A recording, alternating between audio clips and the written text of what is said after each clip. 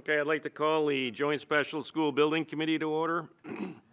We're at Nashua High School North Lecture Hall. It's Thursday, December 15th, 2022, and it's 7:01 p.m. They're great. Okay. Would the clerk please call the roll? Yes. Alderman Dowd? Present. Alderwoman Wilshire? Not here. Alderwoman Clee? Here. Alderwoman Timmons? Here.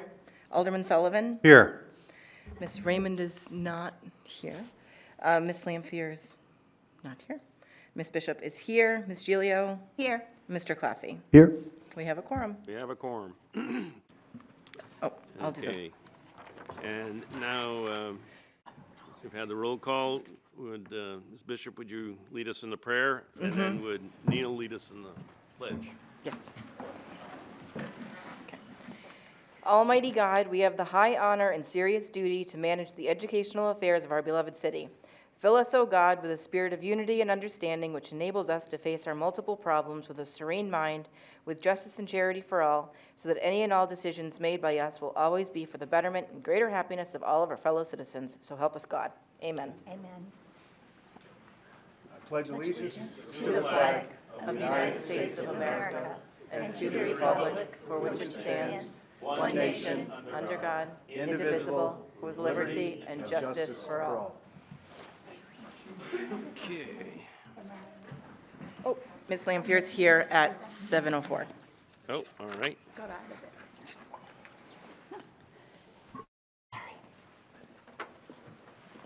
All right, if there are no objections, I'm going to waive the reading of the minutes of the meeting of September 22nd, 2022, and place them on file. Remarks by the chairman. Thank you, everybody, for coming out on this rather soggy night. Tonight, we're going to have an interesting presentation. It's going to be some of the kickoff. We've had a hell of a lot of meetings on it, but it's going to be kickoff of Maine Dunstable Birch Hill, explain where we're at, and then there'll be follow-up information on the other schools. Fortunately, we don't have a lot of PCOs or PCCOs tonight, just a couple, not like some nights. Okay. All right. Remarks by school administration. Mario? Sean? Yes, please, on your agenda, if you would insert, after the construction manager's report for Franklin Street, a report by EEI. Put that on the agenda. I'll have to make sure we do that next time. And then on the second page towards the bottom, we have an item number 4 entitled IT TNT quote. We will not be discussing that tonight because that was actually covered by Harvey Construction in a PCO that they've previously done. So we're good there. All set? All set, Sean? All set. Okay. All right. So the first item for discussion is going to be the architect's report. Jamie?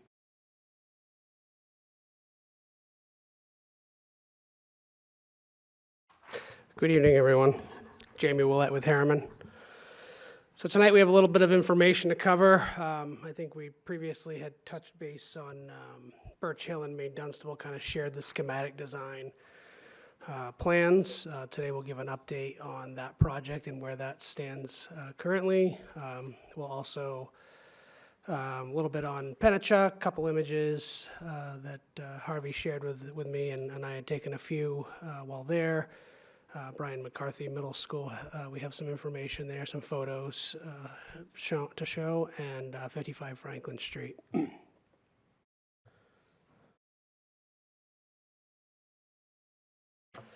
All right, so Birch Hill, Maine Dunstable Schools, I think last time we spoke or met here, the project had gone to schematic design. Harvey was reviewing pricing, and we were kind of looking at where that stands with the budget.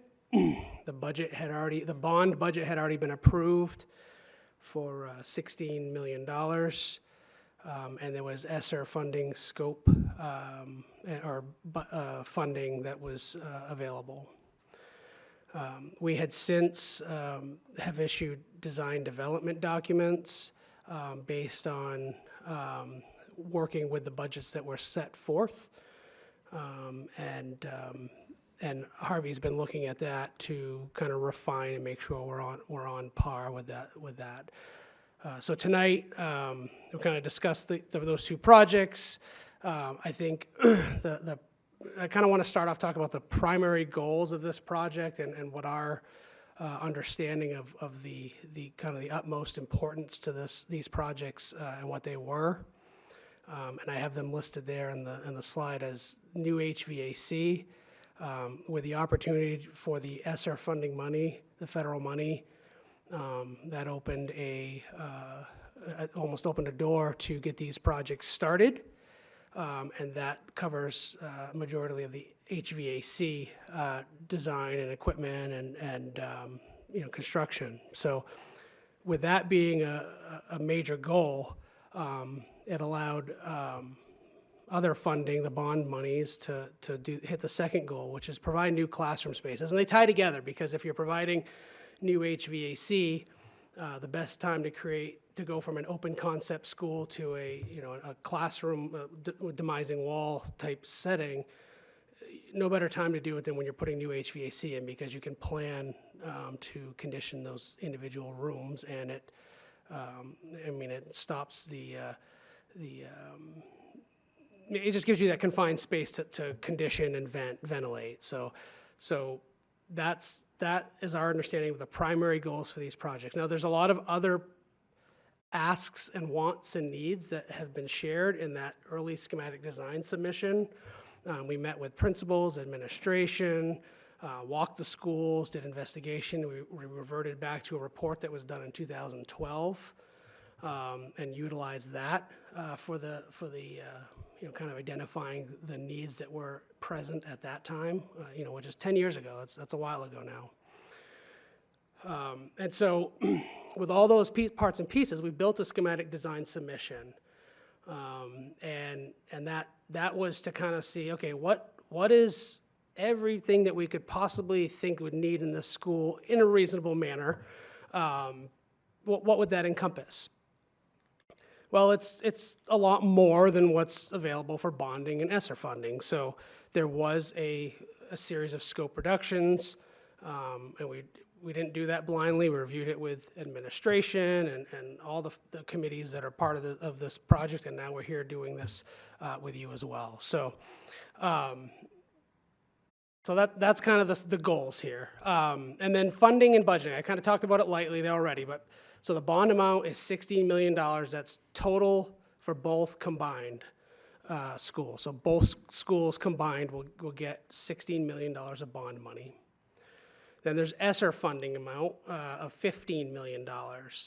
Well, during that schematic design review and budgeting, it was found that that's not quite enough to complete the scopes that are really needed at these schools for the HVAC, electrical, mechanical, plumbing, electrical scopes, which we'll talk about what those scopes are in an upcoming slide.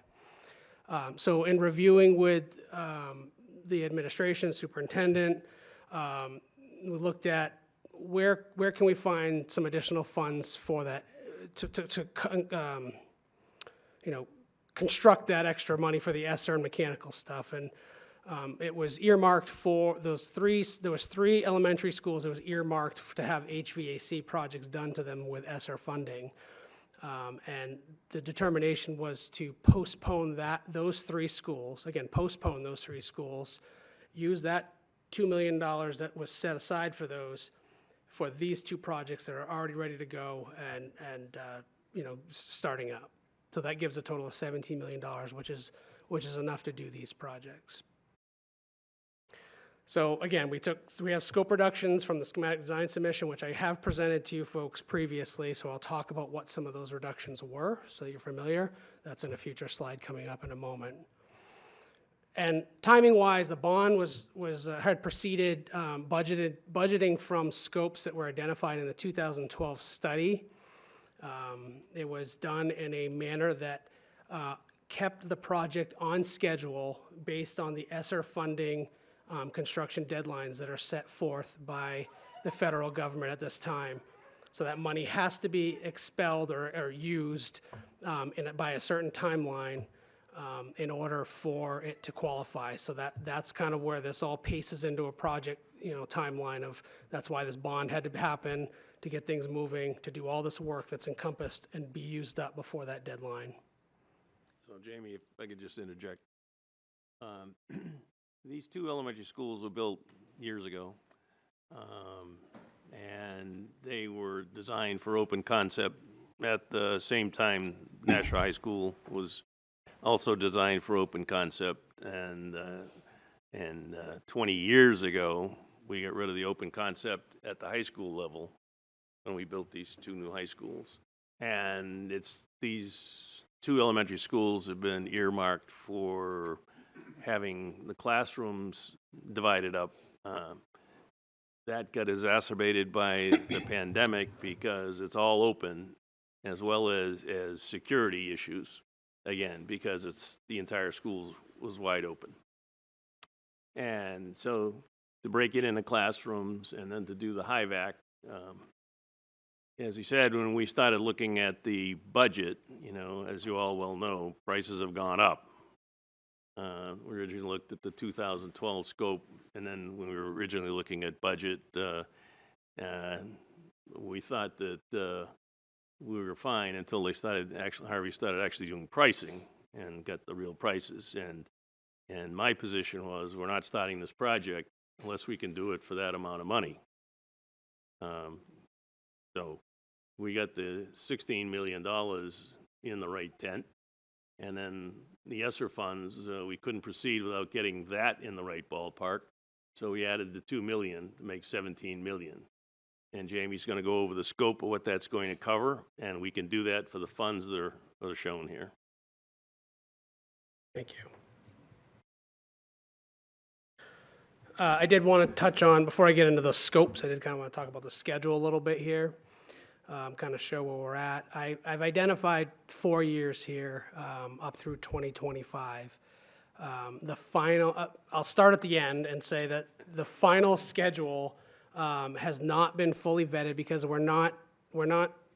haven't digested all the phasing and that stuff. And I say we, and it's like Harvey's working to figure out how this is going to be built while school's going on.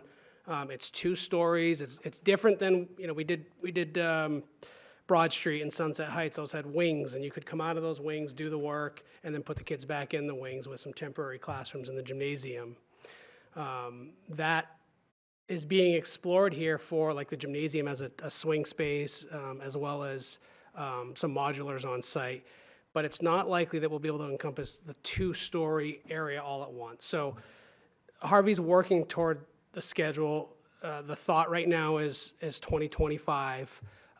It's unlikely to kind of shift back to 2024 with all the work that needs to happen. Procurement of materials is still, we've been talking about that for a few years now or a couple of years here on between the middle school projects and other stuff, and that still exists. That's still a concern out there. So anyway, so going back to the beginning, we received on 2022 JSBC approval for the design services for us to get started on design.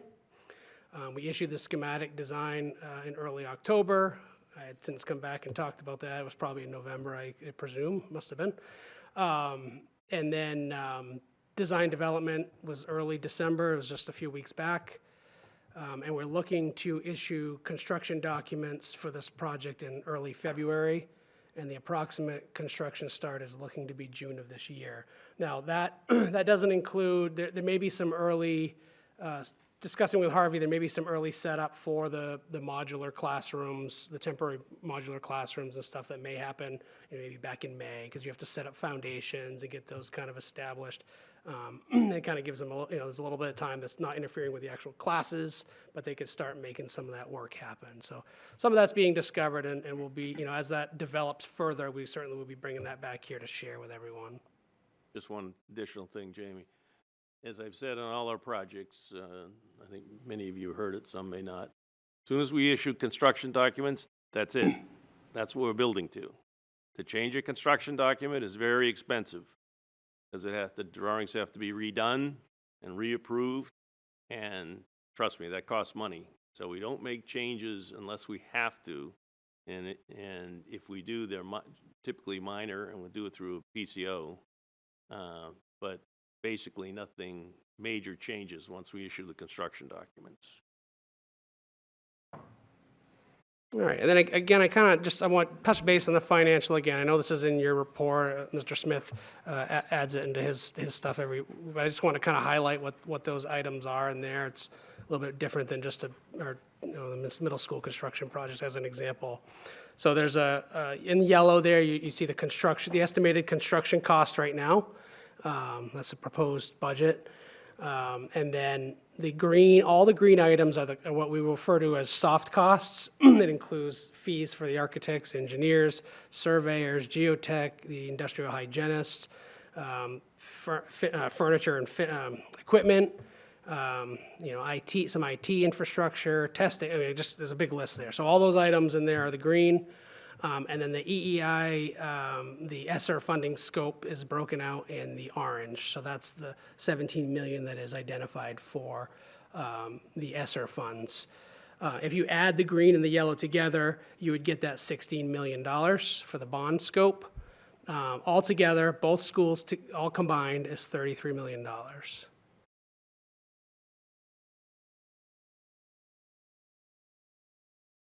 All right, what is in the scope right now under the design development submission that was issued in early December? Boy, I've got some, sorry, I got some slide issues there, boy. First thing is the main entrance renovation. That still is in the project, and we'll get a little peek at that again like we had shared last time. There's some minor site improvements, walkways at the cafeteria and main entry where we're renovating some of the main entrance. Impacts some of the site. There'll be a little bit of site work involved with the setting up of the portables, temporary portables. That'll be included in that as well. Exterior window replacements and alterations. We could talk a little bit more about that in a moment, but we're going to be replacing some of these windows go back to the original building, which is drawing a blank on, I think it's 70s.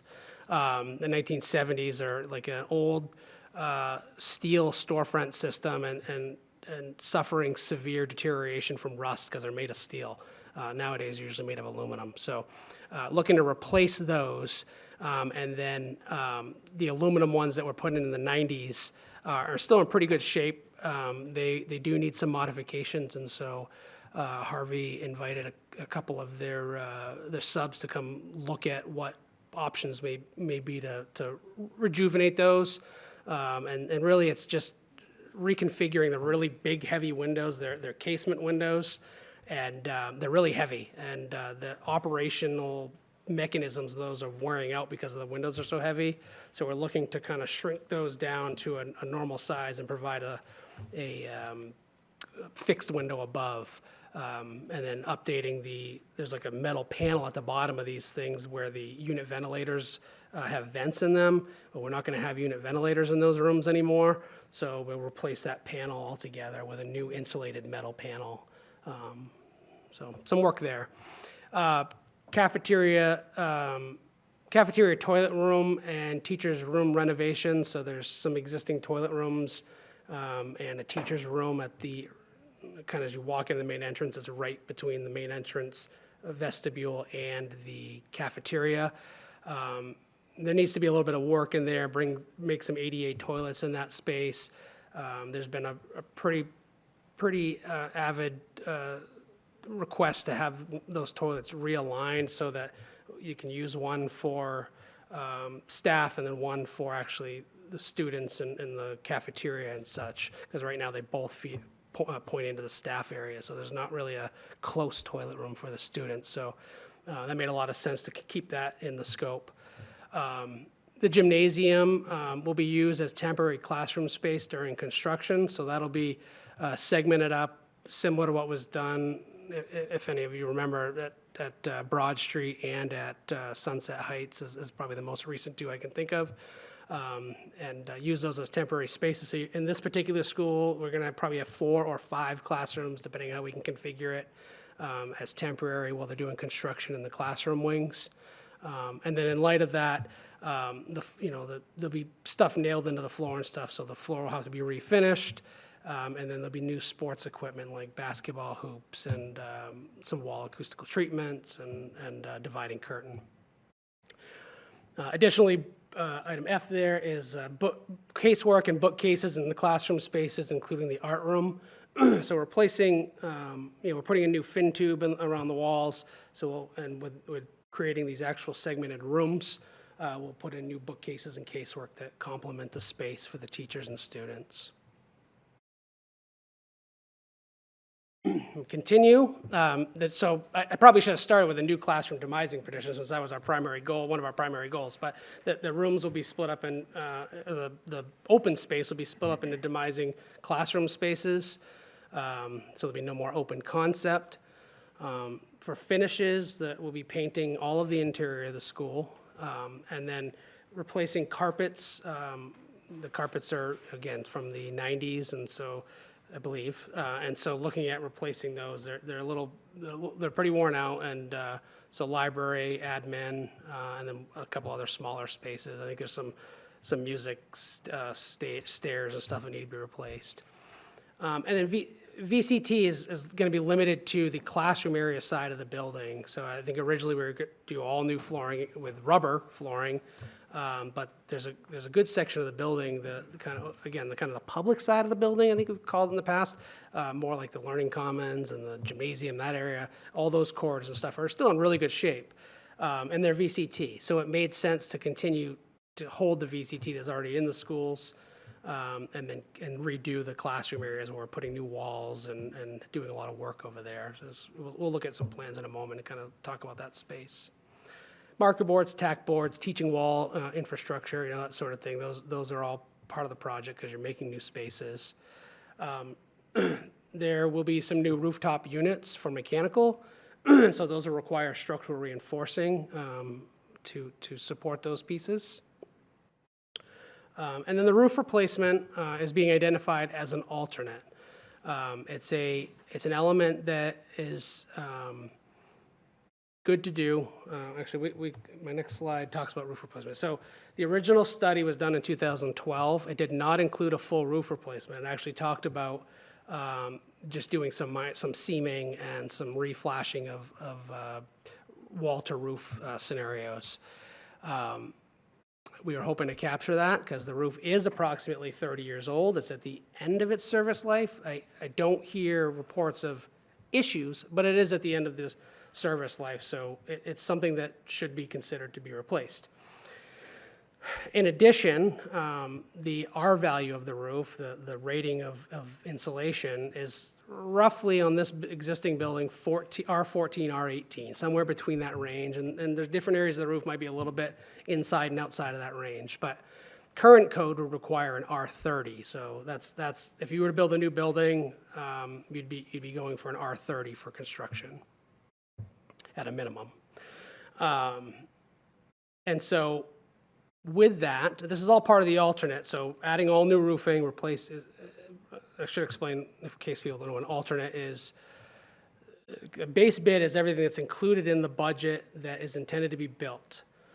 We design alternates so that we can see where the price falls for that particular element. And sometimes you do it as in case the project goes over budget, you can reduce the cost by using this alternate as an alternate deduct. Sometimes you use it to add in. If the price comes lower than you anticipated or estimated, then you might be able to fit in an alternate as an add alternate. One other reason is, perhaps additional funding becomes available or there's other sources of funding, and you want to capture that portion of work in that particular circumstance. This particular scenario could be any one of those. We're not sure yet, but we do think it's an important thing to include as an alternate. It's a pretty extensive amount of work where you increase the R value. Item D, when you're adding insulation, the amount of insulation we're adding triggers a structural analysis of the existing structure. And in doing that analysis, which we have been doing, and I'll share a slide on that in a moment, reinforcing will be required in a lot of the areas with the new insulation. The most recent school project that I believe you folks may be familiar with is Sunset Heights. This actually was something that happened over there. We added insulation on that roof and had to add trusses in between every single truss wherever the insulation was being added throughout that school. And it was a pretty extensive project and job. So this one here is confined to certain areas. You can see on the left side, the blue areas. Those are areas where you add, the structural analysis determined that those areas, per current code, adding additional insulation, again, under the current code, would require additional reinforcing to the structure, to the steel.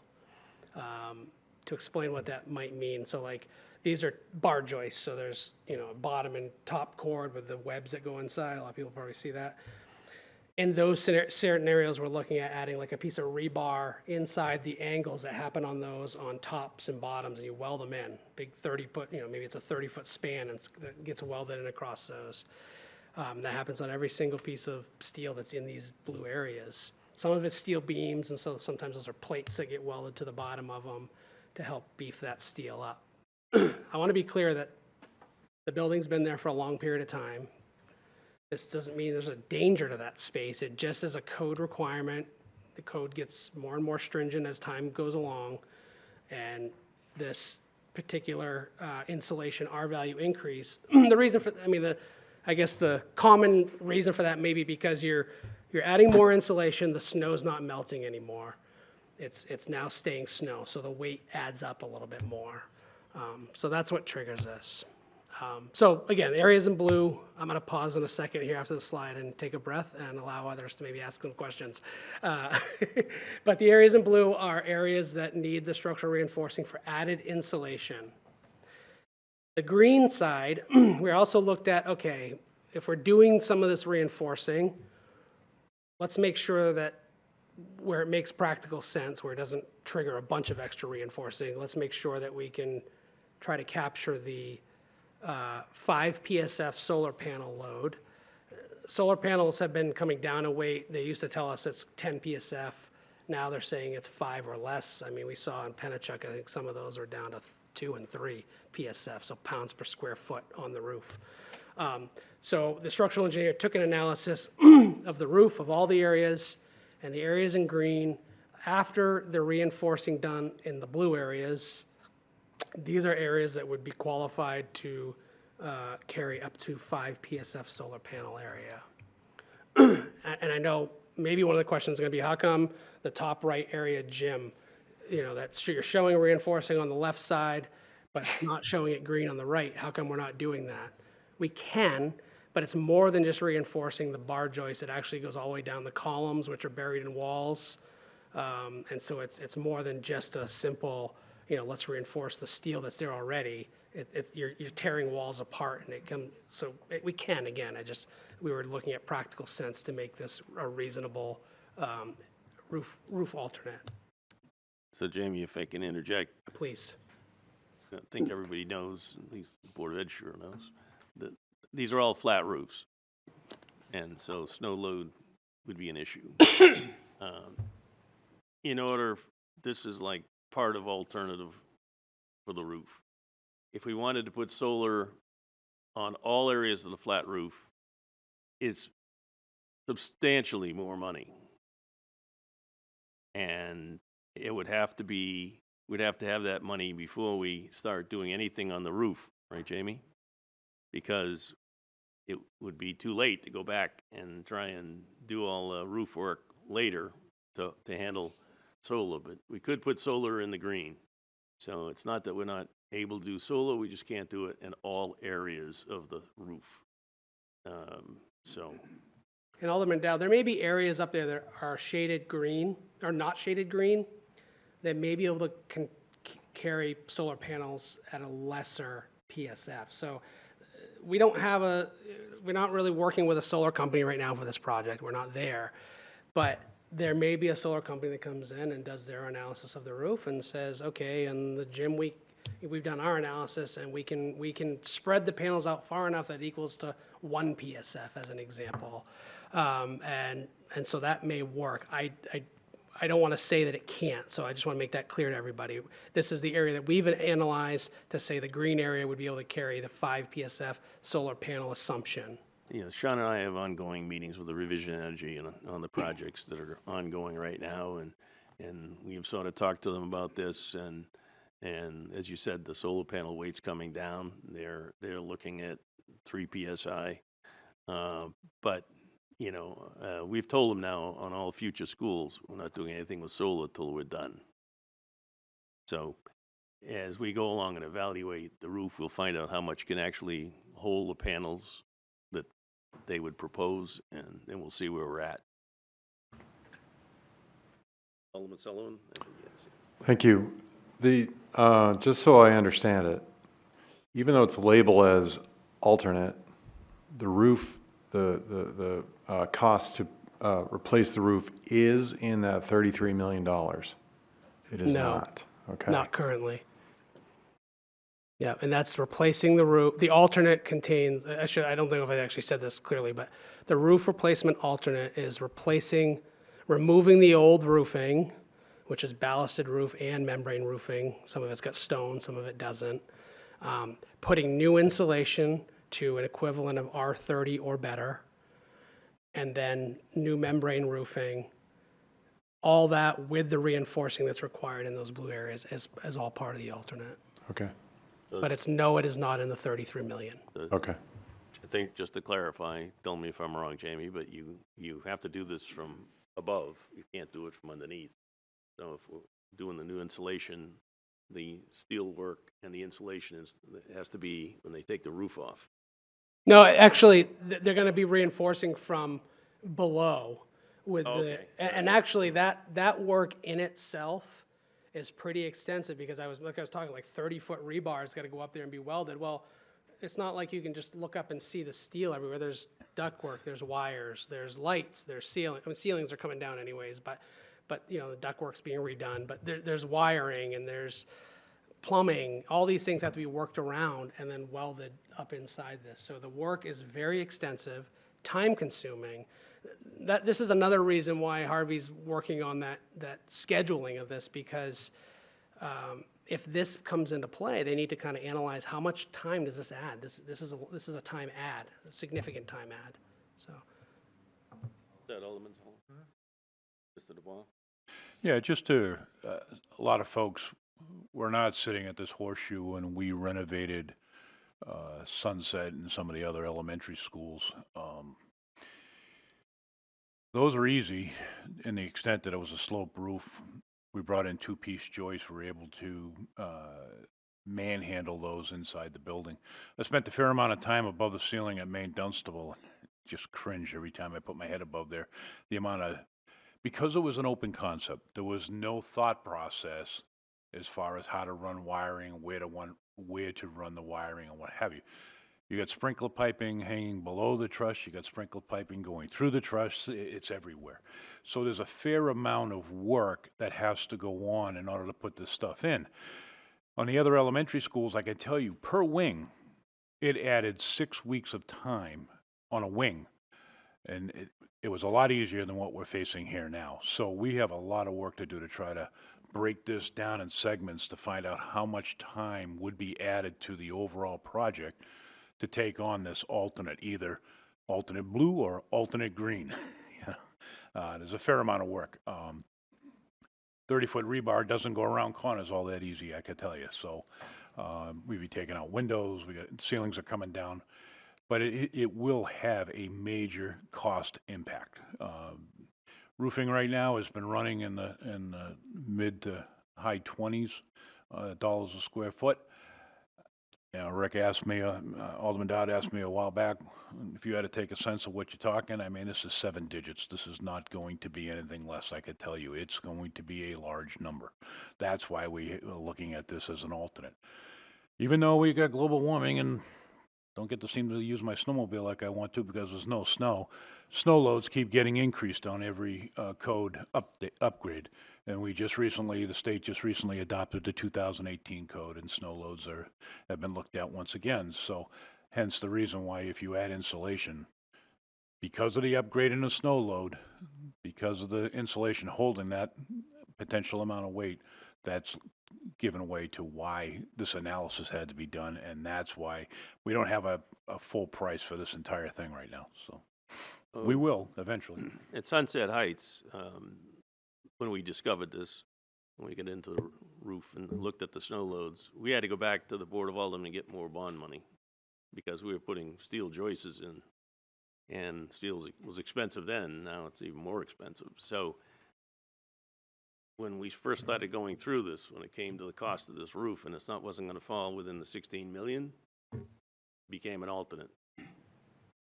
So if we get, as soon as we get further identification on pricing, if it's the discretion of this board, and then to the Board of Aldermen, you want to do the roof, going to have to get more money. So we're going to put that on a side for now until we know what the price is, but for now it's an alternate. Alderman Lee? Thank you, Mr. Chairman. These questions kind of really have already been answered, but we're talking about doing it as an alternate, the entire roof, not just a portion of the roof, correct? That's correct. Okay. And the moment we touch it to put in the insulation to increase it, then we have to do all this reinforcement and so on. If this is just too costly and it's not something that the taxpayers or anything can bear, this is a 30-year roof. What would the expectation of a life of that kind of a roof be, especially a flat roof that's having snow sitting on it for all this time after a project has already been done? Yeah, we anticipate 30 to, I don't know if I want to go to 50 years for an EPA. I'd say 30 to 40 years maybe is the life of it. Now, I should be clear that this reinforcing is required because we're adding an R-value insulation. If we're just replacing membrane, it's not required, but that is also not captured in the scope. It is a good idea, obviously, to increase R-value on a roof that's going to be, on a school that's going to be around for another 30 plus years, right? But there is additional alternate paths that could be taken if should the board choose to, so. Okay, thank you. Ms. Gilio? I think my question's similar. I just wondered how long we can expect a 30-year roof to last if we don't do any of this. Yeah, I think, I have not heard, and certainly Mr. Smith could speak in contradiction to me, but I have not heard that the roof is, actively leaking or having issues. I mean, all roofs do have some, but not a major. Mr. Smith, is that incorrect or correct? Or? Pretty correct. A couple things concern me. It is 30 years old.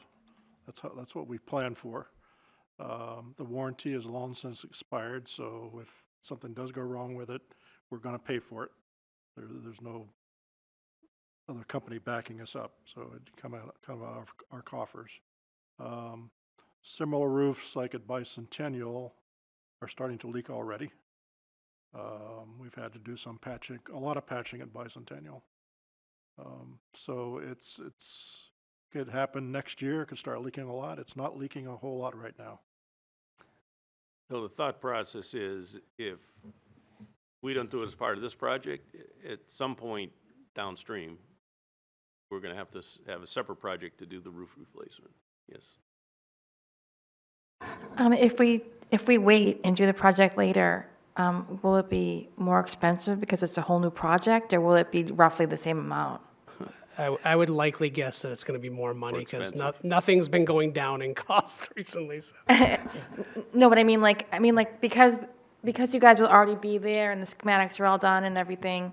So it's like it's going to be in the millions. For, But if we end up doing it like 10 years from now and someone has to come back in and do all the schematics again, and like, would that double the cost? Would it be, I think it's going to be substantially more money if you try to do the roof reinforcing at a later date, because now you're putting in all new ceilings, all new, wiring and sprinkler, all the stuff that needs to happen as part of this project already. That becomes somewhat obsolete because now you've got to try to get this rebar and stuff in there with all new work. You're taking down your new ceilings you just put in. So I'm going to guess that it's going to be substantially more if you do the part that is the reinforcing part. If you're replacing the roofing, yes, roofing's probably going to continue to climb, as most anything does. But again, as Mr. Smith said, it's at the end of its life. You start getting water damage and things like that. Those are other things that you need to consider when we get there. So. Mr. Dubois? The way I see it, there's three alternates for roofing. Your base would be, in my opinion, would be just a simple roof rubber replacement. Once the rubber comes up, you look at the insulation, anything that's degraded a lot, you could have an allowance to fix those areas, but you leave the insulation the way it is because it's an existing building. You could do that later. But where you get caught code-wise, based on the dollar value of what you're doing, there's a threshold that you can sometimes hit with. Building codes will make you bring everything up to code. If you don't do it and you leave it and you go back a few years from now and you want to do it, you need a new roof. They're not going to stop you from putting a new roof on. So you could, a base alternate would, in my mind, would be a full roof membrane only replacement and insulation only as needed. Your second alternate would be the roof replacement in blue. And your third would be the roof replacement in green. No, the green is not a roof replacement. That's just what the area, that's solar. What I'm saying, though, you're doing more reinforcing. Nope. No? No, same, those are the areas that can already carry, some of those areas can already carry I'm sorry. 5 I PS. take Sorry. that back. Just want to make sure that's clear, so. So it comes down to two. Only roof membrane or the blue area. And as it was stated earlier, you certainly cannot go back and think about reinforcing this building after we put this kind of money in brand new ceilings, brand new lights, and everything is complete, taking that all apart again in order to get the reinforcing in there. So the decision's going to have to be made before we start which direction you'd like to go. Once we start and we're underway and we're completing these areas, like I said, I think you're going to be left to a roof membrane replacement only, because you certainly do not want to go take 100,000 square feet apart, and it's not 100, but it's probably 60,000 feet, and redo it. Mr. Dubois, you are actively doing a price estimate on what the alternate may come out to be. So we'll be able probably to present that in one of the future things before we make the full final. No, absolutely. It'll We're be looking at it now. a go, no-go, once we have that pricing, and it'll be a decision of this committee, and then if it requires more bond money, then it'll go to the Board of Aldermen. And one last thing, getting back to your question on cost, yes, it would be more down the road. I could tell you roofing, insulation and membrane 3 years ago and earlier would be in the teens. Now we're into the mid to high 20s. I don't see it ever coming back to the teens, so I assume the longer you push it off, the more it's going to cost on a cost per square foot basis. Julio? Just a quick question. So if we don't do anything to the roof, there will be no solar panels on either school? No, I can't say that, because you could see that some of the green areas are not the same as the blue. So some of those areas can handle additional load. And if you don't do anything, you're not adding insulation, so you're reassessing it in a different value. We're not designing the solar, that's done by revision, so they would have to kind of come in and analyze. So I can't say that as an actual statement. There's a possibility, yeah. Okay, thank you. But I would say that you don't put solar panels on an old roof. Because if you're going to change the roof a couple of years down the road, you got to take all those off and then put them back up. So it's kind of foolhardy to proceed in that path. Ms. Bishop? Is there in any way, and this, I love coming to these meetings because it's nothing that I know anything about. I get to learn so much. Is there a way to go in and while we're doing this work, clean up where, kind of the inside of the ceilings where we could start doing the reinforcements, but it's cleaner, it's easier to get at if we started to need to do patchwork and on the roof instead of doing the whole thing, but it's cleaned up and it's easier to get to? Let's take that one. You certainly have the option to, if I understand your question correctly, you certainly have the option to do the reinforcing only at this time, if you wanted to. That would give you the options later of increasing the R value when you want to do a new roof. Certainly, now would be the time to look at that, obviously, because it's an open concept. All the ceilings are coming down. You're going to get all brand new ceilings. So all the ceilings are coming down. The sprinkler system is not, but what has to happen is all those lines, all those data lines and everything that's up there all has to be identified, where it's going, where it came from, and how do we disconnect it and reconnect it so everything still works. You're talking intercom, you're talking everything up there. That's just, it's like spaghetti. Yep. So we're gonna have a better idea on pricing the next time we have a meeting. Okay. And in my opinion, that we can't sign up to do any kind of work. We don't have, it's not covered by that 16 million. This Right. is all bond money we're talking about. None of it's ESSER for the roof. Good. All right. Thank you. Good conversation. I want to make sure I brought it up. It's something that will be determined a little bit as we move on. And carrying an alternate such as a roof is a practical one because it doesn't interfere necessarily. The reinforcing will interfere with classroom spaces and stuff, but the roof itself does not actually interfere with classrooms as they're functioning. So you can kind of do that on a different time. This is also 2 roofs, 2 schools, 2 roofs. Correct. Correct. All right, moving on. So I have some slides here on what the ESSER scope is including. So we talked about what the bond money was capturing. The ESSER is capturing quite a bit of stuff too here. So in mechanical, the heating, ventilation, and air conditioning with and ducted ventilation. And I don't know, Mike, do you want to kind of go through this? I'd rather have Mike go through Just this. say list. EEI is gonna be doing this work. Do you want to, Sure. Mike Davey with EEI, and we're part of the team that's doing the mechanical design build process on both schools. So right now, the schools are currently most of the spaces are classroom unit ventilators, which are the kind of loud boxes you see on the floor or the ceiling of each classroom, and sometimes built into the aluminum or steel window frames.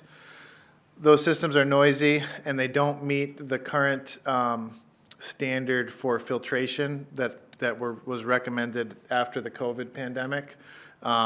Those systems can do essentially what's called a MERV 4 filtration, and what was recommended after the initial pandemic came out is upgrading to MERV 14.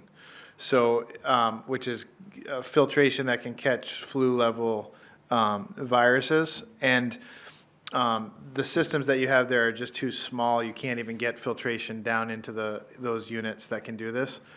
So as part of accepting this federal fund, they want to bring the mechanical systems up to that new standard. And so we are getting away from most of the classroom unit ventilators and replacing it with a ducted system. So that means all the ceilings have to come down so that we can put ductwork throughout the school. We're going to add also dehumidification, which will be able to cool the air, dehumidify the air, and put in energy recovery units located either on the roof or in interior mechanical rooms that will allow for about a 30% reduction in natural gas usage, because rather than the current unit vents, which take the air in, heat it up, and then exhaust it through the corridors, there'll be a wheel in these units that will recover the exhaust air and to preheat the incoming air. In addition to that, the district will put in a SaniLife air purification system in the ductwork.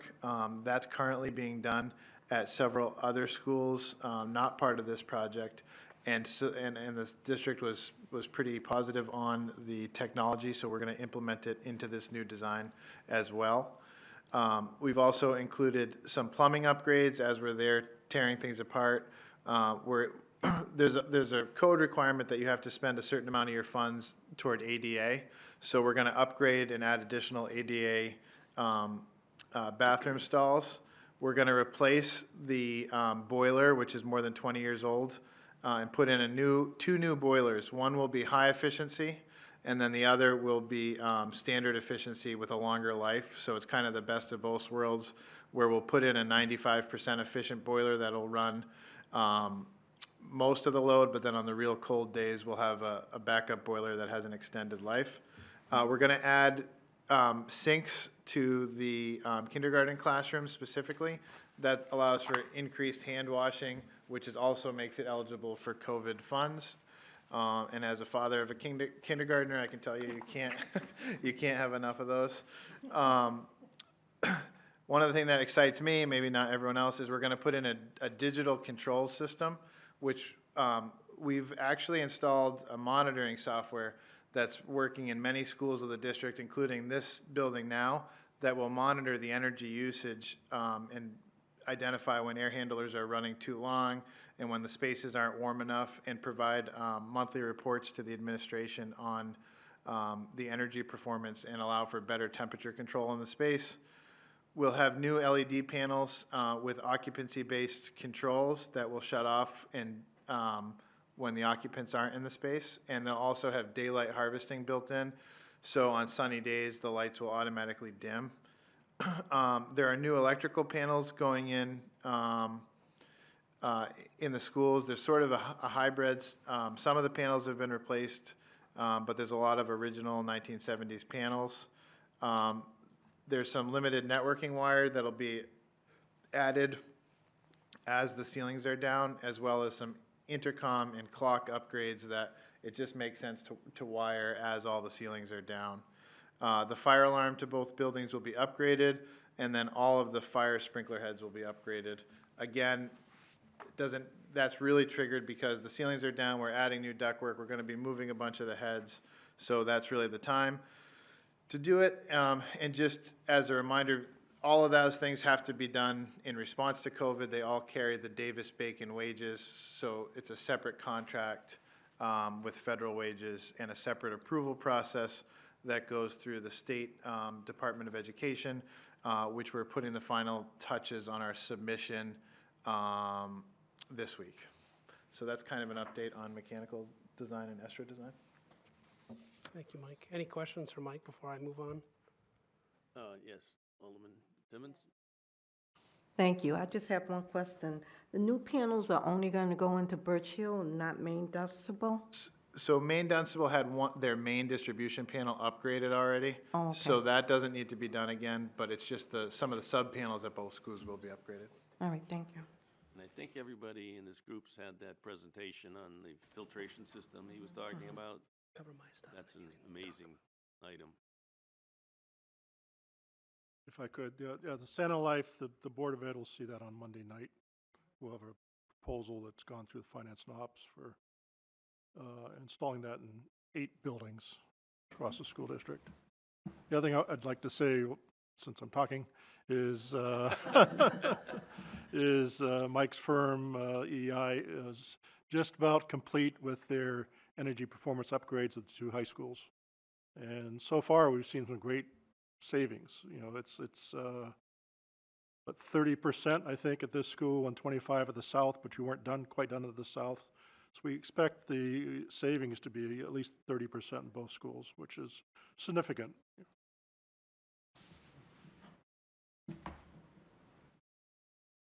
Okay, Jamie? All right, now we get to talk about the not so fun stuff a little bit here. So I wanted to make sure we covered some of the major items that were reduced for scope coming from schematic design to the DD submission or the intended scope moving forward.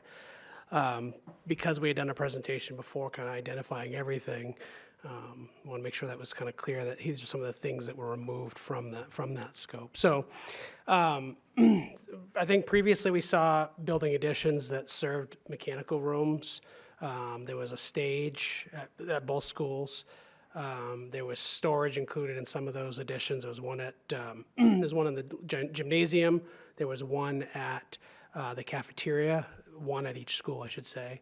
And then Maine Dunstable had an addition for classrooms. Those have been reduced from the scope.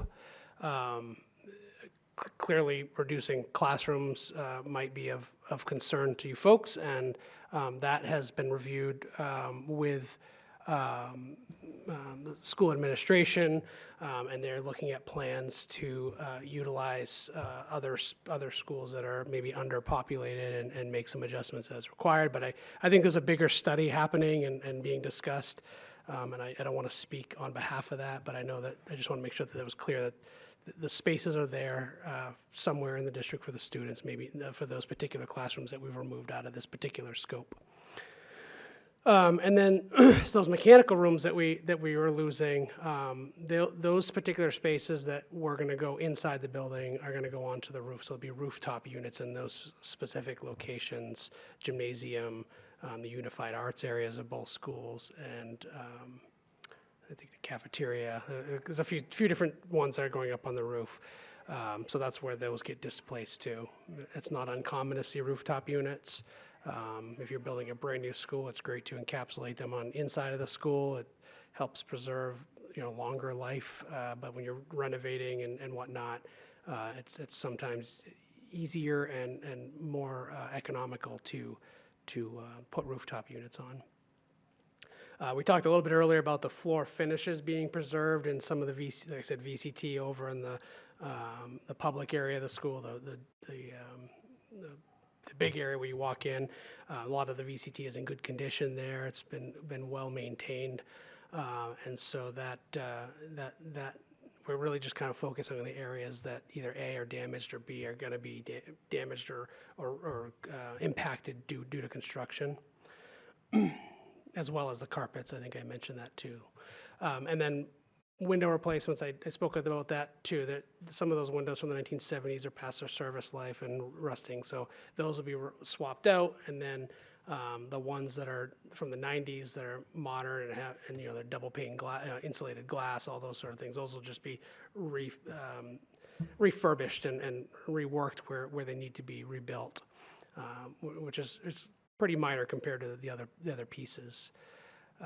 The skylight replacement and adding of skylights was removed from the project. The existing skylights, we reviewed that with facilities, and they're saying there's absolutely no issues with them. They haven't had leaks or anything, and if there were any, that's been repaired and no issues reported. So that was reduced from the scope.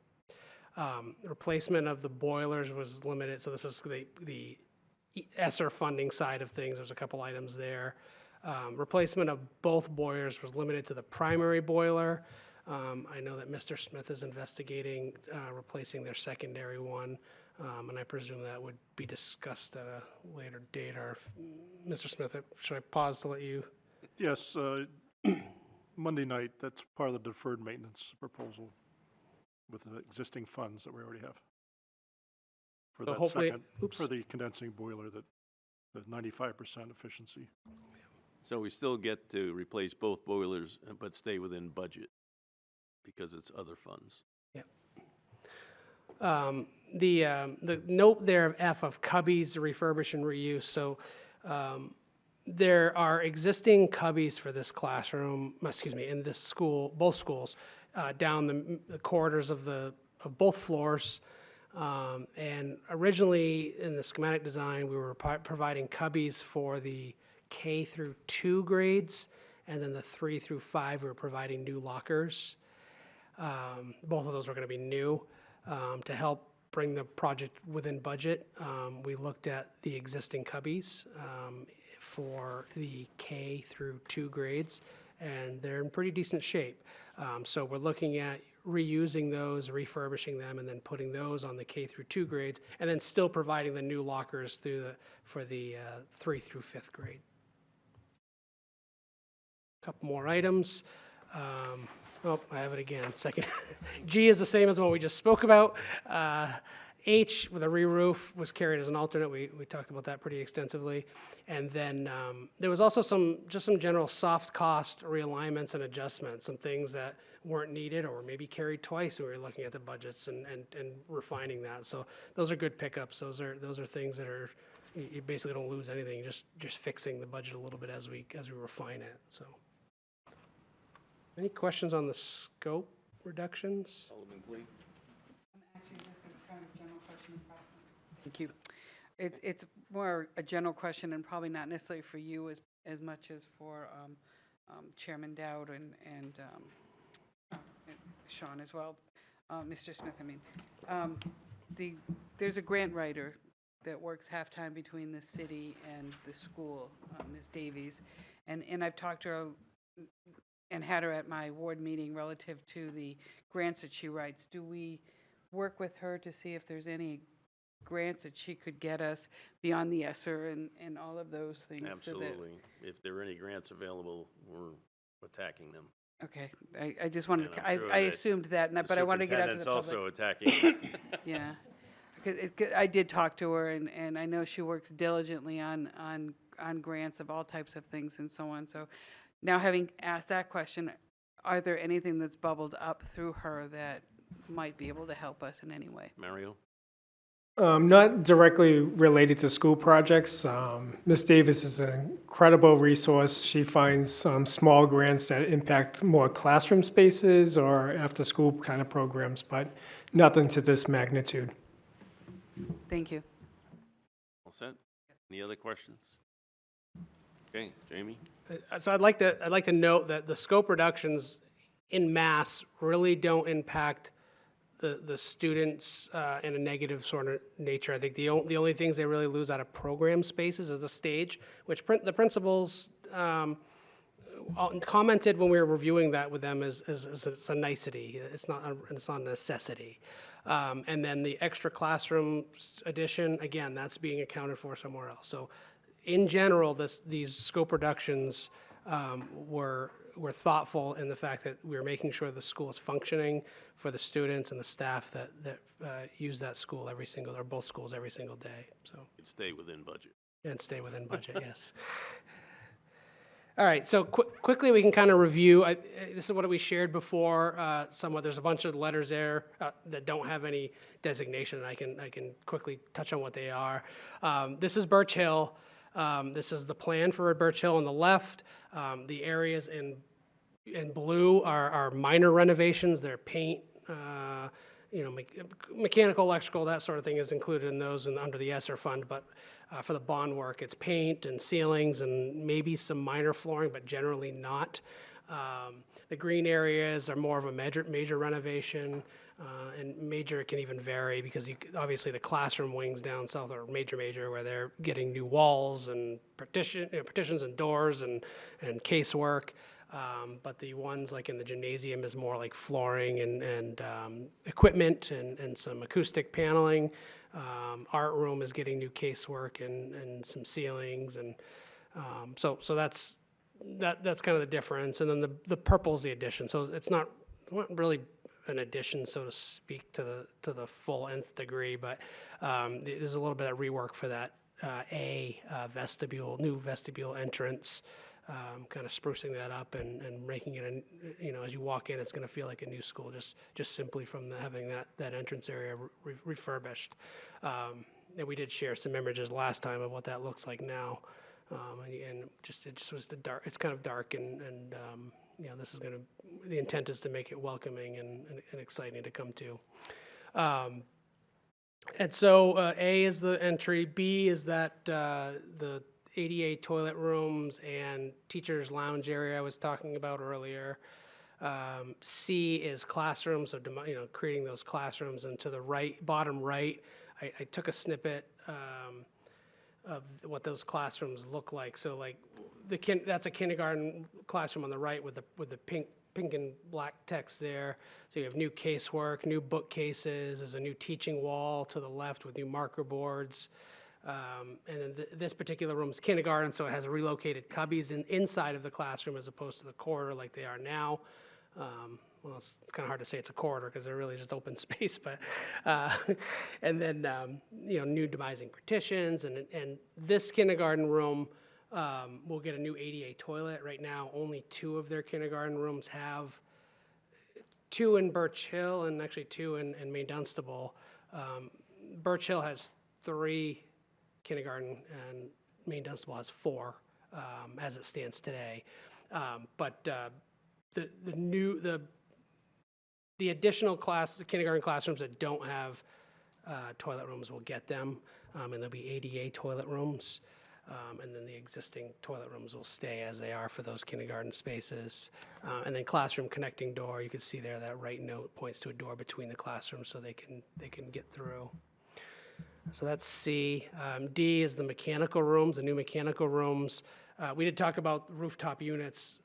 The classroom side of the building still has internal mechanical rooms that will serve the whole classroom space, first and second floor.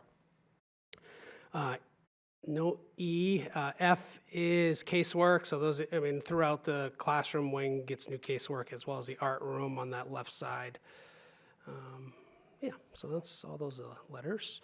And then Maine Dunstable, same thing. On this particular classroom example, I did a higher grade classroom, so it doesn't have a toilet room, but it still has a teaching wall, new casework. You can see in this particular instance, there's new lockers outside in the corridor as opposed to in the room, and then the new demising partitions. And then the host of the other alphabet there is all the same elements as Birch Hill was. And again, the main A on the top left there is the new entry for this school. It varies a little bit, but it's very similar. We discussed that a little bit in the last meeting. We wanted them to be similar, but because they're sister schools, but have their own identity. And it does not degrade the security of the security vestibule. Not at all. Okay. That was a long one, I apologize. Now we'll look at some fun photos here. So Pennachuck Middle School. Harriman continues to review submittals and RFIs, and as I joke over the past few months, that effort has gone down tremendously.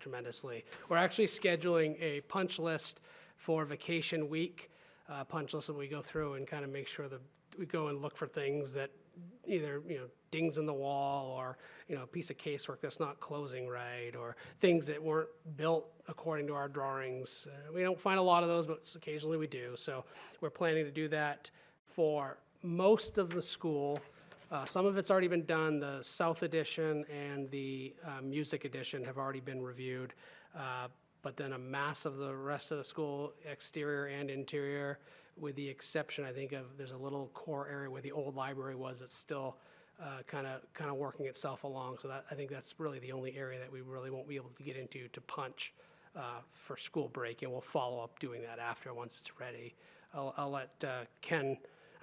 Alderman Dow, would it be okay if Ken kind of touched on each school as, okay. So I'll finish up here and then I'll let Ken kind of talk about his progress at the school as well. We are doing a few design updates, finalizing some of the requested door replacement and door hardware adjustments. I met on site today with facilities on a couple items they wanted to adjust. And so we're kind of finalizing those little elements, small stuff, small potatoes. And then finalizing some bollard layouts. The safety and security director was interested in providing bollards. I talked a little bit about that before. And so we are pretty close to issuing a proposal request to Harvey to price for this school. We already did that for Brian McCarthy School, but I did want to provide an image there on the bottom, just kind of showing what we're looking to put for bollards in at the doors around the building. We didn't want to put this big yellow bollard in the middle of all the doors and just feel, industrial looking. So we're looking at providing these precast concrete type bollards. They're seat height, so they're dual purpose. They're going to keep the building secure, but they're also going to allow students and staff to have a seat if they're waiting outdoors. I'm getting laughed at, but it's a real thing. It happens. And the putting the bollards in was a recommendation of Homeland Security. Correct. Yeah. Makes sense. All right, Ken. Okay, thank you. Ken Lemarier, Harvey Construction. So I figured I'd just kind of jump in as Jamie moved through to help streamline the process here. So This is a photo of the Learning Commons, the new addition that's going to be the new library and media center. So you can see the final construction clean was completed this week, so all of the finishes are basically complete. It's kind of just odds and ends. So Jamie mentioned he'll be going through and performing his punch list of this area, and then we'll work together to make sure those items get addressed before we help the school move into that space over Christmas break and throughout the month of January. So again, this area will be substantially complete over the next week or two. We got our final fire alarm testing scheduled with the fire department next week, and that's really the final item that's required to turn over this space here. I think Jamie mentioned earlier, the only other area that we're really working in the school is that center. It's going to be the new computer and ELL area. That was where the old library used to be. So right now, the drywall and the masonry partitions and walls have been completed. We're finishing and priming first coat of paint next week. Working on the MEP's overhead rough-in. That'll allow us to start putting the ceilings in there, and that's scheduled to be complete in February of 2023. So be moving into that space sometime over February vacation. And then we have a couple miscellaneous odds and ends throughout the school that we'll also be addressing over Christmas break as well. Miscellaneous security, some cabling that we need to run, stuff that's just typically easier to do when students aren't and classes aren't in session. I think there's one more picture of the library, but Sean and I were in the library today. The pictures don't do it justice. It is amazing and it's beautiful. Yeah, I want before I got there, I did want to point out there's an overhead projection screen built in that soffit that's in front of that bigger window. So it comes down, we turn that on, it comes down, similar to what we have here. So it's kind of a neat little feature there. And then there's the circulation desk, and then there's a large group room in the back there that you can kind of see that you can leave the doors open and work together or close it up and have a private meeting. There's actually a couple behind me, and I didn't take a photo, but a couple behind me, there's a couple of, well, not behind me necessarily, but in the photo here. A couple of small group rooms also to work in. And then the room behind the circulation desk is the librarian office and workstation. So, and the restroom to the left you can't see. It's amazing. Thank you. Ms. Giglio would really love that. I can go back to work. Grab her while you can. It's so full of light. Yeah, big windows coming in. And it was cloudy outside, so. Yeah, perfect. All right. All right, moving to the Brian S. McCarthy Middle School. Again, submittals and RFIs, just noting that we're continuing to work through those. They're a little heavier on this one, but lightened up from earlier in the project. Design updates, there's quite a few little things going on here and there, nothing of a major nature, but coordination of refinement items. So that just means like things that Harvey's looking at in the field as they're constructing, and then finding just little things that we need to coordinate and adjust accordingly, and that's going quite smoothly. Harvey has some pretty detailed team members out there that call me up on it's a very, very regular basis to just say, hey, this pipe is 1/8 of an inch too big. Where do we want to move in? We coordinate all those details, so it keeps me busy. And then we're looking at a compactor from Elm Street relocation going to this school. We're determining to see where is best fit on this site, if it will work well, and putting the final location on that. So that's an ongoing item. Design of the playground space continues. I think I touched on that last time. We continue to make a little bit of effort. Can you just, for the general public that are Yeah. watching and people here, this is a playground for a specific group of people. Can you just outline that? Yeah, it's so in the there's a wing dedicated to I think it's the autism program, and there is a small little play area off to one area that has a door right out from that wing, and so we are looking at right now it's gonna be planned for rubberized surfacing in that area, and.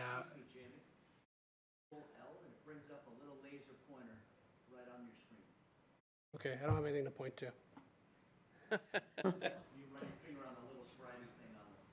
No, I have nothing to point to on screen. Who was pointing? No. Kyle was pointing. Thank you. And so we're looking at providing some play equipment. We've been coordinating with the special education director, Marcia Bagley. Yeah. And so we're finalizing those details, and we'll continue to work on that one until it's complete. And then design of the athletic equipment continues. I think we're pretty close on that one. We've been having meetings with the athletic director and just trying to finalize, because Elm Street, we talked about this before, but because Elm Street doesn't have any of this outdoor equipment, or not much of it, I think, it may have stuff they travel with, but we're providing stuff here, looking to provide stuff here, hurdles and bleachers and all those sort of things, soccer nets and goals and stuff like that. So just making sure we get that refined, and then we'll issue that to Harvey to process. And then I think the last thing is we've had a lot of discussions about the graphics on the overhead doors. I know Stacy Hines from the school district has spoken with me a few times, and I don't know if Mr. Andre Mario, Veros. do you want to give us some detail?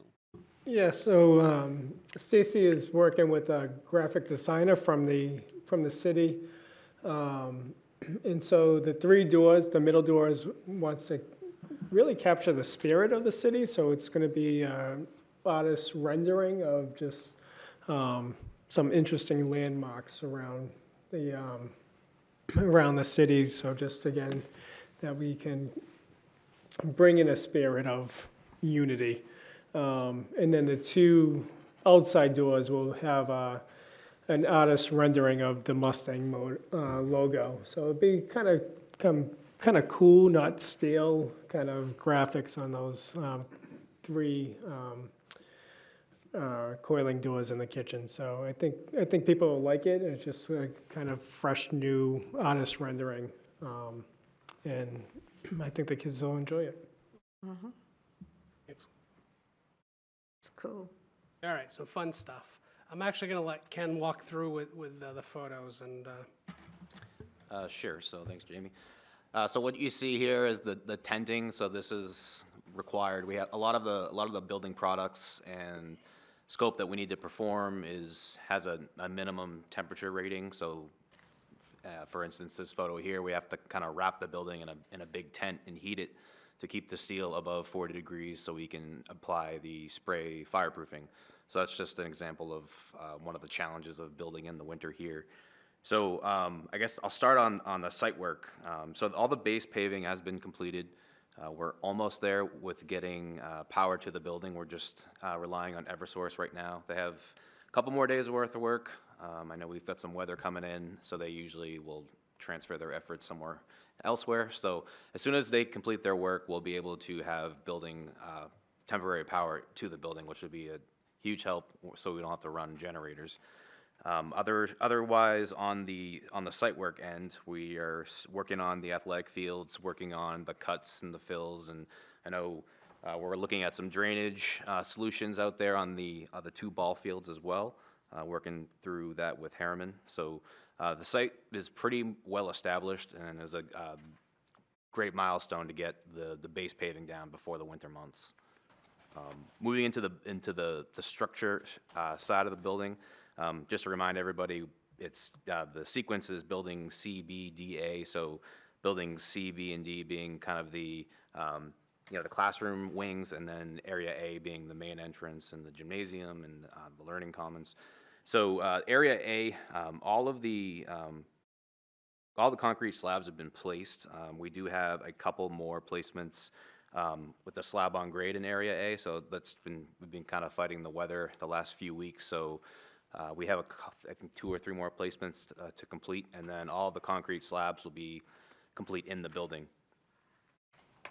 Roofing will be completed in Area A this week, so that means all the roofing will be 100% complete for the entire project going into the winter, which is another great milestone to hit. I mentioned the fireproofing, that's in progress, so kind of Once the mechanical, electrical, and all the hangers are installed on the structural deck, then our fireproofers follow through as we heat the space to complete through the building. So all buildings will be complete for fireproofing over the next month or two. Building C, with that being the first building that'll be completed, we're working from the lower level up. The exterior framing is all complete. All the AVB is in progress. So if you've been to the site, you can see the windows are going in. So working our way from ground up. All the in-wall inspections on the lower level of C have been completed, which means we're allowed to close up the walls, and we've drywalls in progress. So we're going to be starting to paint on the lower level in January. So things are really starting to take shape on site there. So building C, we just work. You can see here. Basically, we'll work our way up from ground up in each building. So once we do one floor, it pretty much you follow that same sequence throughout the rest of the building.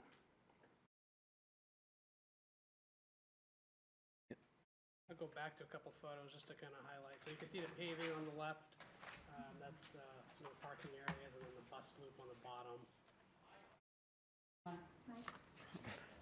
On the left, you can see parking, bus loop on the left, on the bottom, and then parking up on the top picture. And then Ken already identified the tented area. That particular one is area D. And then he was talking about the air vapor barrier. That's the silver coating that's going over the exterior sheathing, which is yellow.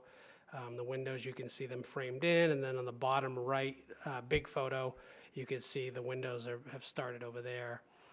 That top left image that you're seeing there is the mock-up panel.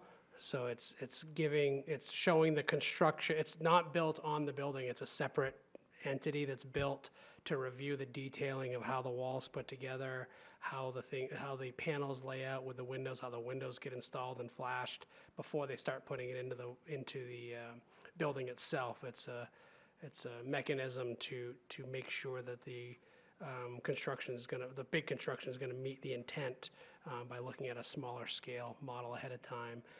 And then testing is done on that. They've had testers there testing the windows for infiltration and looking at all the lap sealants of the air vapor barrier as it gets as it was intended to be installed. So that's what that upper left image is.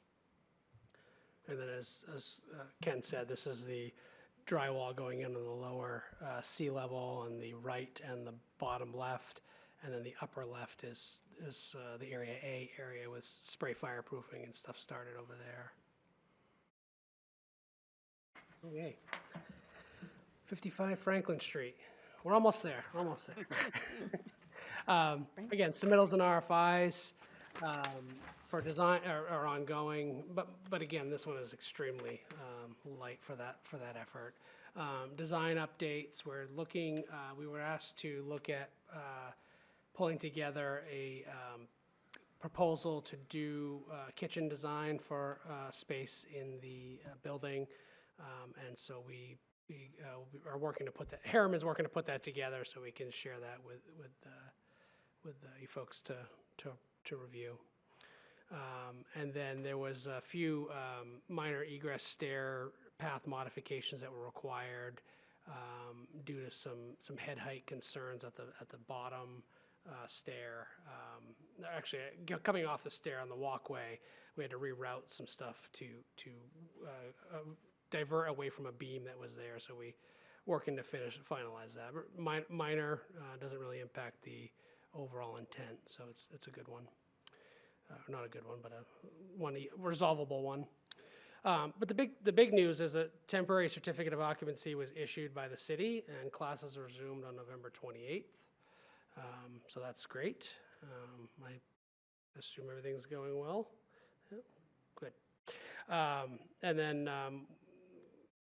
I'll let Kathy speak about construction progress. In the essence of time, we'll be brief. But yeah, the work continues in the basement. It was a big milestone to get us that TCO, both working in parallel with the EI.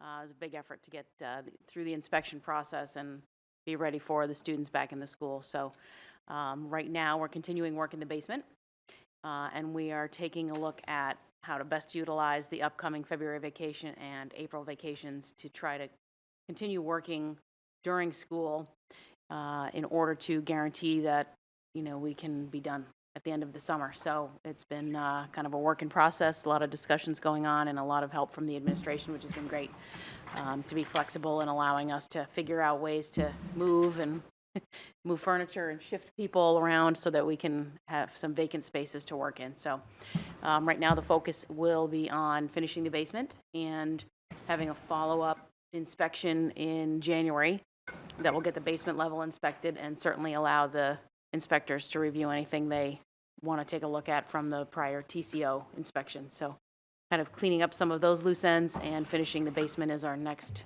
task. And then we'll have a big presence over February vacation to get some more work rolling on the first floor. Okay. And that concludes the presentation. Thank And you. have EEI give an update on your part of Franklin Street? Yeah, as part of the TCO, the mechanical system pretty much had to be up and running to provide ventilation and heating, so that all that stuff is substantially complete. The only part that is left under the federal funding will be the windows, which will be done next summer. Any questions? I have one question. Yes, Alderman Simmons. Thank you. What kind of work is left to be done during the spring and the summer break? So we have only really performed work on the second floor and now in the basement. So we still have to refurbish the first floor and the third floor. So our part, all the mechanical work is complete, but the rest of the scope that we own has to do with all new floors, Okay. painting, some room reconfigurations, and then certainly abating all of the asbestos-containing material out as well. All right. That's it? All right. All right. Ooh. So, Ken, PCOs? Okay, I've got a few quick items for Pennachuck and the McCarthy School, and then Kathy has a few housekeeping items for 55 Franklin as well. So we'll start at Pennachuck. This is a PCO number 39 for some additional bleachers at the athletic field. So Jamie mentioned earlier that we've been working with the athletic director and Mr. Smith to explore the options that we're going to be providing at the McCarthy School. While doing that, we did do some upgrades to the athletic fields at Pennachuck. We added some parking. We touched up that road, the access road, and we added some fencing and some new gates. So while we were out there, it was proposed that we bring forward some new additional bleachers at the athletic fields at Pennachuck because the existing ones are in kind of tough shape. So this PCO is to furnish 6 new bleacher units. So these each working with the athletic director. These are really nice bleachers, 5-row, 21 feet long, elevated bleachers, and they have a chain link fence around the exterior so people can't fall off the back of. I know the existing ones don't have any guardrail system. So this PCO, if approved by the committee, would approve the purchase and install of 6 new bleachers. This PCO is totals the amount of $87,655.73. Okay, I'll need a motion to approve PCO 39 in the amount of $87,655.73 for bleachers at the athletic fields at Pennachuck. So moved. So moved by Giglio. Yeah, believe me, when we have an athletic event at Pennachuck, and I've been to a lot of them, there's not enough for even the students, never mind the parents. And the bleachers we have there are in tough shape. So this is going to be a vast improvement in safety as well. Any questions? Seeing none, all in favor signify by saying aye. Aye. Opposed? Motion carries. Thank you. Moving over to the McCarthy School. So I know it's been a while since I've done a letter of recommendation here, but I do have a letter of recommendation for the landscaping package for the McCarthy School. This includes all of the plants, all the seeding and grading required for the ball fields and the, I guess, non-conservation grassed areas. All the stone mulch, bark mulch, metal edging, includes the granite block seating, all of the pavers and installation of the pavers, all of the irrigation and design of the irrigation system. It does include site maintenance throughout construction, and then it includes the 1-year standard warranty to ensure any, any plantings that don't make it through the first year are replaced in kind. This also is an important one because it includes plowing throughout our construction project, so this is well-timed to get this approved. So we are recommending the lowest qualified bidder. We did receive 2 bids from 2 very qualified bidders. I think some of you will recognize the name of this company. It's Morin's Landscaping of Hollis, New Hampshire. They have a very big plowing crew, so I think it'll be helpful for us throughout the project. It's quite a large site to maintain, so it'll be good to have a dedicated crew there. If approved by the committee, I'm recommending Morin's Landscaping for a total contract value of $876,119.00.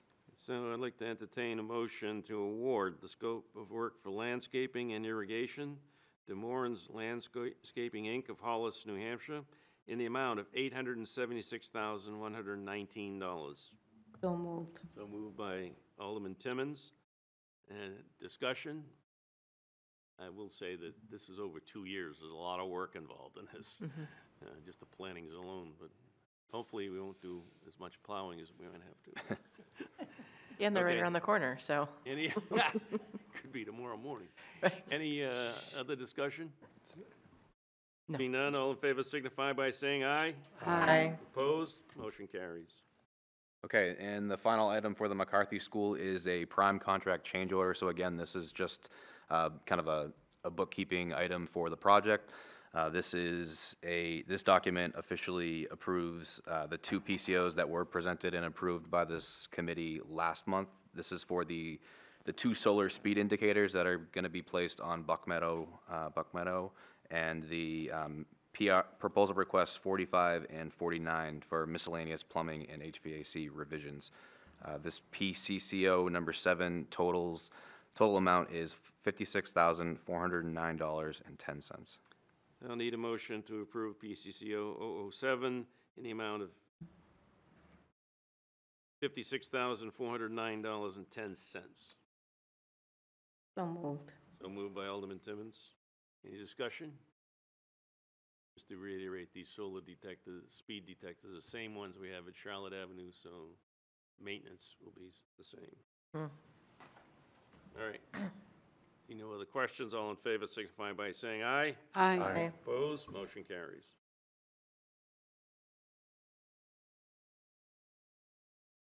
All right, Franklin Street, the first PCO. You have your mic on? Sorry? Do you have your mic on? I do. Oh, sorry. She's just further away. I thought I beat Jimmy to it. If there was. He's not here. PCO number 22 is the first potential change order we have for Franklin Street School. All of the PCOs I have in front of you, I had to ask for a quick signature on so we could get the work done in order to move in and have the space available for the students. This first one was specific to changing the way the new toilet partitions were braced. There was a concern, pretty tall ceilings, the doors for the little kids are pretty low, and were a little wobbly, and so we didn't like how they were braced. So going forward, we were changing everything to a braced rail mounting system instead of overhead ceiling, and we had to have the contractor come back and change the ones that had been installed on the second floor. There's no charge for the other floors. They haven't been fabricated yet, so it's not an issue where they haven't installed them yet. They'll just do it the way we'd like. But what we had to do was come in and change out the support system. So this value for PCO 22 to change the toilet partition bracing on the second floor is for $1,601.03. So just to reiterate, everything we're doing at Franklin Street now is a priority. We stay on schedule. Time to, and all of these fall within my monetary authorization. So I have signed all of these. So it's just crossing the Ts and dotting the Is. So I need a motion to approve PCO 22. So moved. So moved by Alderman Clee. Any discussion? All in favor signify by saying aye. Aye. Aye. Okay. Motion passes. Kathy? Thank you. PCO number 23 is to modify one of the outside fences as requested by the AHJ. AHJ stands for the authority having jurisdiction. It's kind of a general comment that we use in construction for either the local town or fire department. We have to do whatever they want, pretty much. So it's the local AHJ.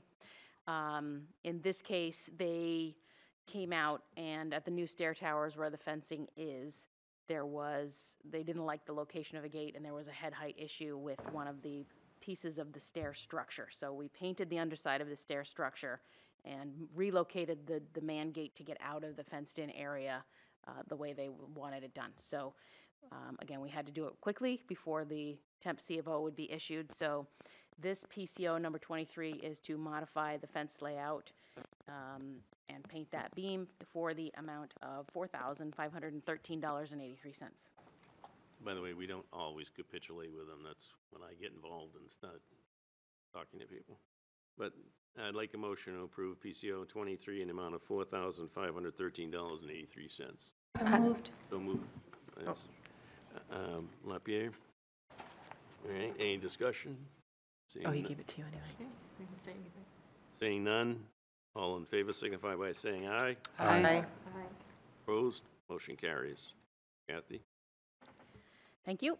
PCO number 24 is also a request made by the inspectors, specifically the fire department. We were requested to add smoke detectors on the second floor where there was a room split into two rooms, and it was instead of being used as an office, being used as a small classroom. They wanted a device put in there and also wanted another device added in the hallway that wasn't existing, and they thought it was and didn't catch it on the last inspection. So again, it's a situation where if your fire department is asking you for a few more devices, that's what needs to be done to satisfy them. So those have been ordered and are getting installed over Christmas break, but I needed to release them so we could get the materials to do the work. So this PCO 24 for adding smoke detectors is for a value of $2,384.45.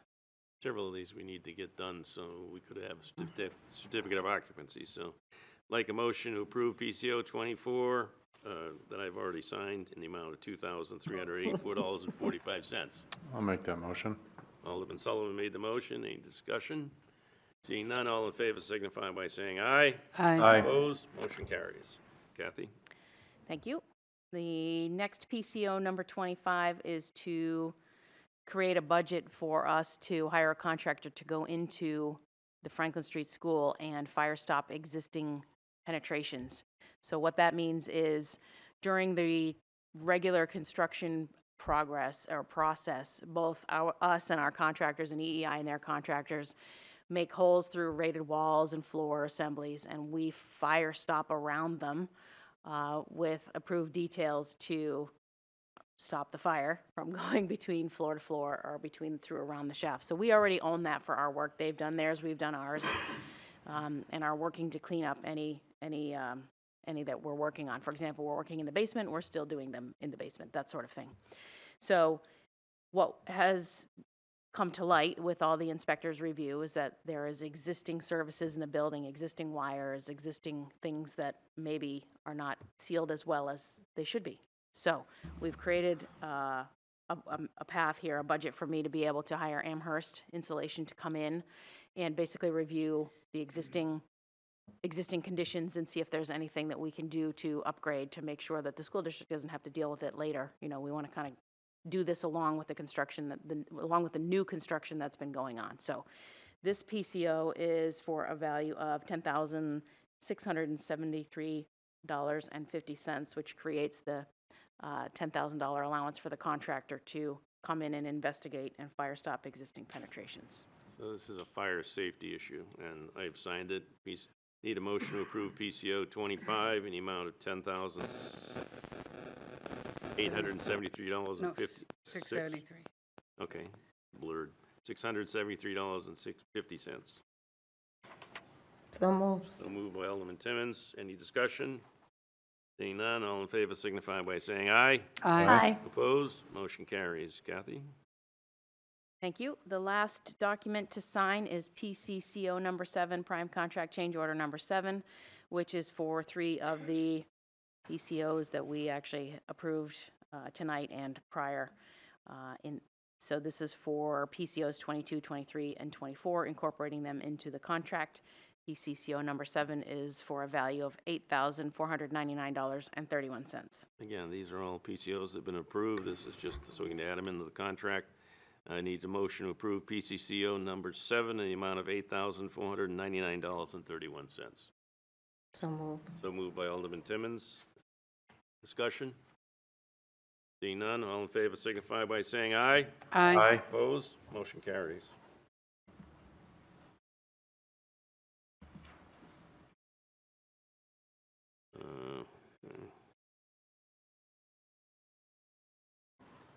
Leave, we're...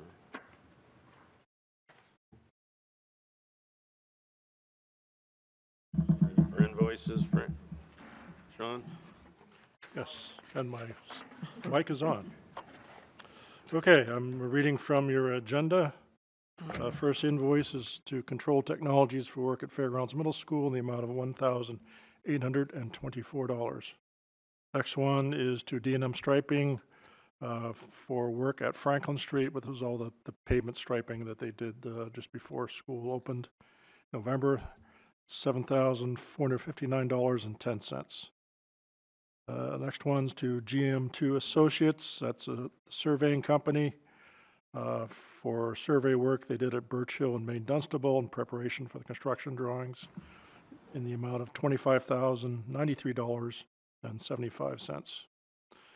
We have 4 invoices from Harriman for work at Brian McCarthy Middle School, Pennachuck Middle School, and Birch Hill and Maine Dunstable Elementary Schools, totaling $143,625.46. 3 invoices from Harvey Construction for work at McCarthy Middle School, Pennachuck Middle School, and Franklin Street, totaling $3,291,526.05. 1 invoice from Hayner Swanson for work at Brian McCarthy, survey work for $1,400.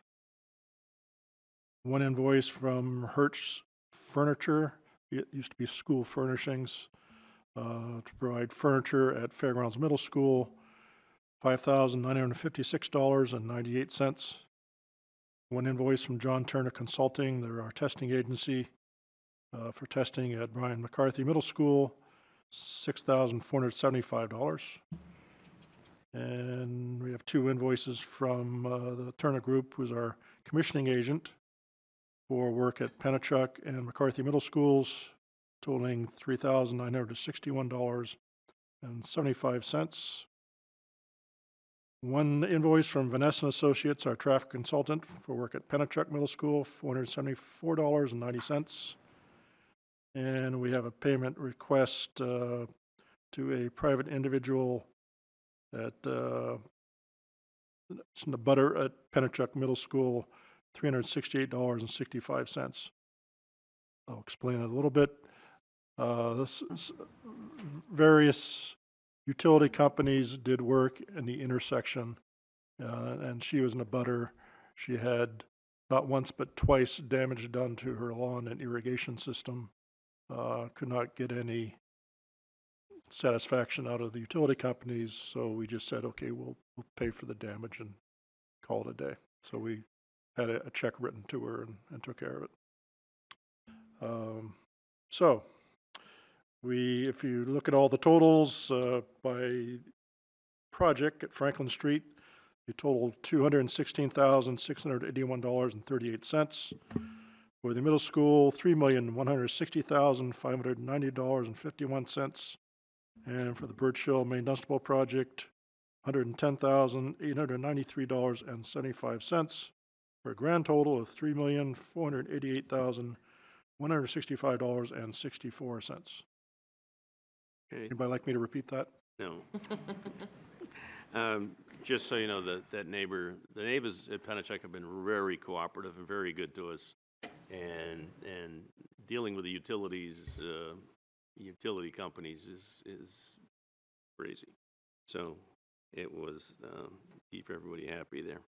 So we want to authorize the payment of the invoices for Control Technology in the amount of $1,824. D&M Striping, $7,459.10. GM2 Associates, $25,093.75. Harriman invoices, $143,625.46. Harvey invoices, $291,526.05. Hayner Swanson, $1,400. Hertz Furnishings, $5,956.98. John Turner Consulting, $6,475. Turner Group, $3,961.75. Vanessa and Associates, $470.90, and $474.90. Yeah. And Barbara Hallaby, $368.65, for total invoices of $3,488,165.64. Do I have a motion to approve? Alderman Clee. Any discussion? Seeing none, all in favor signify by saying aye. Aye. Opposed? Motion carries. Sure, they're happy they're getting paid. Yeah. John? Yes, I have one quote requesting for your approval. This is to POSIC in the amount of $29,804.30. The school district owns our own keyway. These are the cylinders that go into the locks for classrooms and exterior doors and everything. So we actually own that particular key set, and our vendor is POSIC that provides those. When the construction contractor builds a school, renovates a school, they put in a temporary cylinder, and then we come in afterwards with our cylinders. And we did this at Fairgrounds, we did it at Pennachuck, and this takes care of McCarthy Middle Schools. So I request that would you approve that purchase? What was the numbers again? What were the numbers again? $29,804.30. Thank you. Have all had a copy? Okay, No, I know, I just don't have it right in front of all me. right. So I'd like a motion to approve the invoice from Paytech for the amount of $29,804.30. So moved. So moved. And any discussion? Seeing none, all in favor signify by saying aye. Aye. Opposed? Motion carries. Sean? The last item is just, I would note that in your package is a draft of the meeting dates for joint special school building for the coming year. We followed pretty much the same procedure. If there's a school vacation week, typically the end of the month, then we push forward joint special. If there's a Christmas break or Thanksgiving, we push forward by 1 week. So you will have that put in your calendars for the coming year. And probably want to do your committee members first. And we have one more thing to. Yeah, I know, we have handle one more at the thing, but are there any comments from committee members? No? No? Didn't want to stay here longer? Okay, we have one additional thing.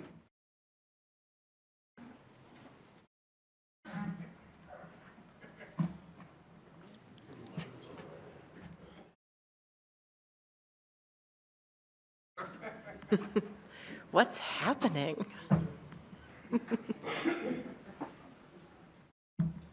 As you may or may not know, one of us is leaving. It's that guy over there. Oh, no, Didn't go not up for a me. vote, but he's. So we wanted to do something to Mike, Don. you have to get real close. Okay, so we want to do something to recognize somebody that's been doing things for the school system for the past 20-plus years, going back to the high schools. So we have a plaque that we've put together Says, congratulations on your retirement, presented to Carl Dubois. In sincere appreciation for your 20 years of service to the City of Nashua and the Joint Special School Building Committee in guiding school construction on many Nashua schools. From the Joint Special School Building Committee, we hope that you enjoy your well-deserved retirement.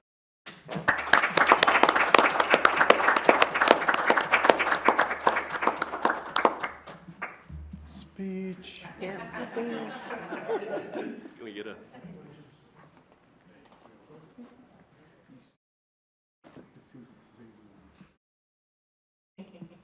Want to say a few words? Speech. Of course he does. You know, you just want to kind of slide out under the radar. You know that's not happening. No.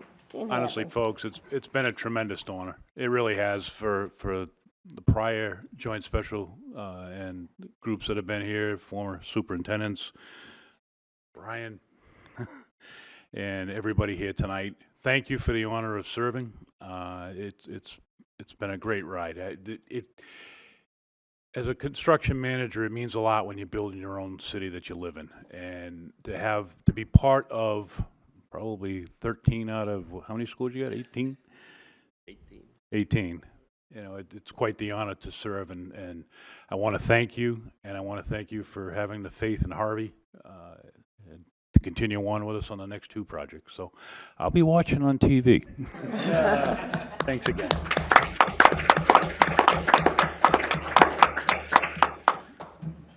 Yeah, so you knew you weren't going to sneak out of here with a...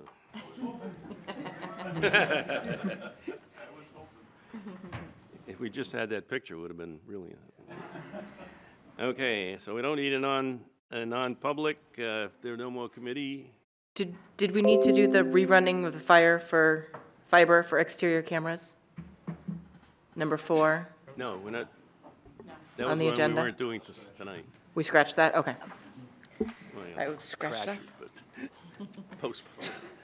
Okay, so is there a motion to adjourn? Oh, wait a minute, before I'll make the motion. I'd like to make a comment. What? I'd like to make a comment. I'd like to make a comment. Oh, sure, go ahead. Okay, that comment is, yesterday, I had the honor of attending the winter concert at Birch Hill. It was fantastic. Principal T. Boone group did a great job. I was impressed with the kids. They were great, and the music was great, and I was impressed with Olaf. He was so cute. I just wanted to take him home. But anyway, congratulations, Birch Hill. You did a great job. Okay, I'm glad you reminded me of something. The other day, I think it was 2 days ago, probably. I often meet with Sean in his office, and I try to avoid leaving when the high school gets released. But I get into the line with the high school kids, and a number of the students who are letting their fellow kids come out of their parking spaces and get in line. There was no hassle, and the entire parking lot was empty through the intersection in 15 minutes. Wow. Absolutely amazing. And I just want to congratulate the kids from Nashua High South, because that's a really outstanding show of being polite and helping your fellow students. So if you'd relay that to my friend and the principal at South. All right. Now, do we have a motion to adjourn? Motion to adjourn. Alderman Timmons, motion to adjourn. All in favor signify by saying aye. Aye. Opposed? Motion carries. We're adjourned at 8:55.